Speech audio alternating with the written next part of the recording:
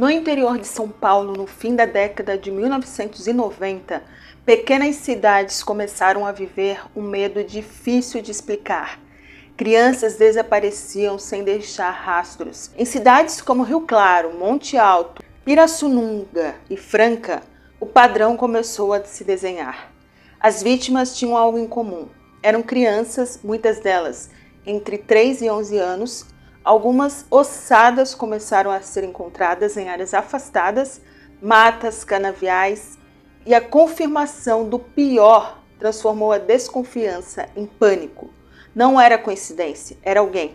Alguém que circulava entre aquelas cidades sem levantar suspeitas. Testemunhas começaram a mencionar a presença constante de um homem simples, de aparência humilde, que andava sempre com uma bicicleta vermelha. Ele aparecia nas cidades, fazia pequenos trabalhos, conversava com os moradores, frequentava bares. Não parecia ameaçador. Era o tipo de pessoa que passava despercebida. Mas havia um detalhe perturbador. Algumas das crianças desaparecidas tinham sido vistas perto dele pouco antes de sumirem. Esse homem era Laerte Patrocínio Orpinelli. Nascido em Araras, interior paulista, era o 7º filho de uma família de 9 irmãos. Ele possuía um comportamento agressivo com a família, com os vizinhos e com a própria mãe. E a mãe dele, na tentativa de puni-lo, ela o amarrava ao pé da mesa, o que só provocava ainda mais a ira dele. Durante anos, ele percorreu várias cidades do norte do estado de São Paulo, oferecendo serviços simples como passar graxa em portas de bares e comércios.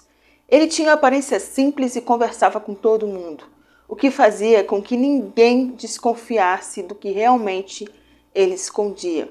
Ele tinha um caderno onde registrava as datas e os lugares por onde passava, anotações que depois ajudaram a polícia a cruzar informações com os períodos dos crimes. No começo dos anos 90, a cidade de Rio Claro ainda estava marcada pelos assassinatos de crianças atribuídos a Francisco de Marco, conhecido como Chico Vidraceiro, condenado por matar 4 vítimas na década de 80.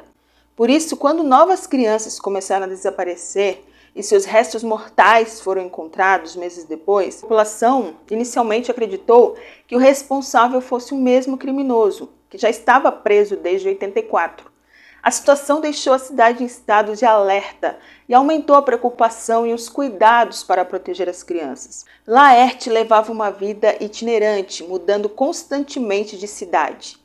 Essa mobilidade dificultava qualquer ligação direta entre os crimes. Quando surgia suspeita em algum lugar, ele já estava em outro. Por isso, as pessoas não suspeitavam dele de jeito nenhum, estavam até suspeitando de outro criminoso, mas ele passava despercebido. Durante anos, ele se aproveitou dessa rotina para agir sem ser pego. Os crimes começaram entre o início da década de 70. Ele andava sempre com uma bicicleta vermelha. Ao chegar em uma cidade nova, ele observava o ambiente com calma, escolhia uma possível vítima e buscava informações sobre a rotina da família, especialmente se a criança costumava brincar longe da supervisão dos pais. Mas em algumas situações ele se aproximava dos pais também. Ele sempre ia nos bares, lá ele conversava com os pais. Então ele tinha várias aproximações ali com a família também. Então quando ele chamava a criança, ela acreditava que ele era alguém conhecido da família e ela não desconfiava. E para convencê-las, ele oferecia doces e prometia mais guloseimas em sua casa. Com isso, ele dava carona na bicicleta e levava os menores para locais isolados, como áreas de mata ou construções abandonadas. Depois de afastá-las de qualquer ajuda, tornava-se extremamente violento. Agredia com brutalidade, torturava e matava, seja por experimento ou extremento.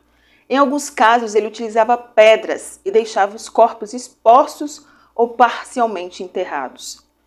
Posteriormente, ele declarou ter cometido atos ainda mais perturbadores e alegou ter sido influenciado por forças malignas. Ele também atribuía seus crimes ao consumo de álcool, dizendo que perdia o controle quando bebia. O padrão cruel se repetiu diversas vezes antes que as autoridades conseguissem conectar os pontos. Levou muito tempo para a identificação do criminoso. Os crimes cresciam cada vez mais e não havia pistas. Mas tudo mudou em dezembro de 98 em Rio Claro. A polícia recebeu uma denúncia sobre um indivíduo que havia sido visto agarrando duas menores. Quando eles deteram o suspeito, infelizmente ele logo foi liberado. E foi apenas aberto um boletim de ocorrência.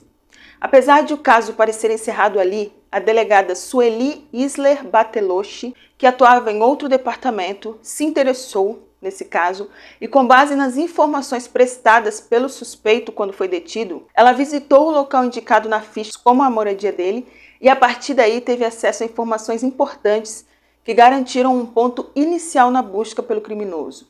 Ela foi muito importante para iniciarem as investigações. Mas só em 99, a delegada teve permissão para se dedicar ao caso, que era de outro delegado especialista. Então, enfim, as coisas começaram a mudar. Ela pôde relatar as informações obtidas pelos familiares e divulgar um nome e retrato falado a outras delegacias regionais sobre, na época, suspeito, Laerte Patrocínio Orpinelli. Depois disso, os jornais e outros meios de comunicação também transmitiam informações sobre ele. Aos poucos, a figura solitária que pedalava entre cidades deixou de ser apenas um homem comum e passou a ser o principal suspeito de uma série de crimes brutais. Em 10 de janeiro de 2000, Laerte estava na cidade de Itu. Ele se hospedou por 3 noites por lá, seguindo viagem para o município de Leme, onde nessa cidade foi preso em um posto de gasolina em uma operação realizada pela Polícia Militar. Durante o interrogatório, confessou ter cometido ao menos 11 assassinatos. Ele indicou locais onde corpos estavam enterrados, permitindo que a polícia encontrasse ossadas que confirmavam parte de seus relatos. O que antes era medo e especulação se transformou em uma verdade devastadora para as famílias. Delegados de outras cidades buscaram verificar se ele teria sido autor de crimes ocorridos em outras décadas, baseados no histórico de sua passagem por esses lugares. Como, por exemplo, o caso da menina Mara Lúcia Vieira, morta em 1970 em Bauru, e da menina Renata Helena Lobrigatti, desaparecida em 97 em Araraquara. Mas a participação dele nesses crimes não foi provada. Laerte foi a júri em 2001 e em 2008 foi condenado a penas acumuladas nas cidades onde ocorreram os crimes. O julgamento trouxe à tona todos os detalhes perturbadores sobre a forma como ele agia com as vítimas. Ele foi condenado por múltiplos homicídios e abusos. Foi julgado por 6 vítimas comprovadas. As vítimas: Osmarina Pereira Barbosa, de 10 anos.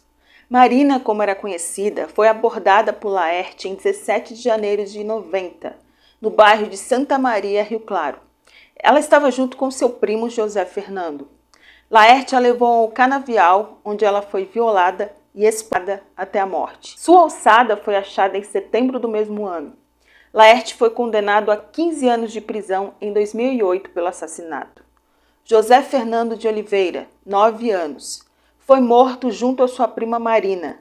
Laerte conta que matou primeiramente a Marina e em seguida espancou José Fernando até a morte.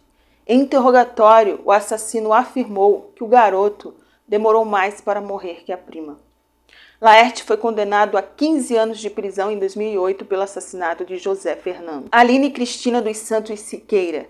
No dia 28 de agosto de 96, Aline desapareceu em Rio Claro.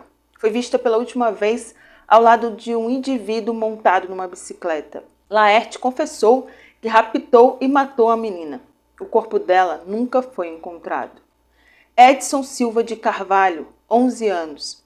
Em 26 de maio de 98, Edson desapareceu da cidade de Monte Alto, tendo seu corpo sido achado numa casa abandonada, já em avançado estado de decomposição. Foi a primeira vítima de Laerte fora de Rio Claro. Segundo Laerte, na tentativa de violar a criança, ela gritou em desespero, desencadeando a raiva do criminoso, que em fúria bateu a cabeça da criança contra a parede, causando morte instantânea. Por esse crime, Laerte foi condenado em 2001 a 18 anos de prisão. Crislaine dos Santos Barbosa, 3 anos, a vítima mais nova até o momento. Crislaine foi raptada em Pirassununga, cidade do interior de São Paulo. Além disso, o crime teve outro diferencial, que foi o fato do criminoso entrar dentro da casa da vítima. Em interrogatório, Laerte conta que na noite de 25 de abril de 99, seguiu a mãe da menina até a casa dela e, sem ser notado, esperou o momento. Ele sabia que a mãe de Crislaine logo sairia de casa. A mãe da criança deixou ela dormindo no sofá da sala e saiu deixando a porta encostada. Quando retornou, a menina já havia sumido.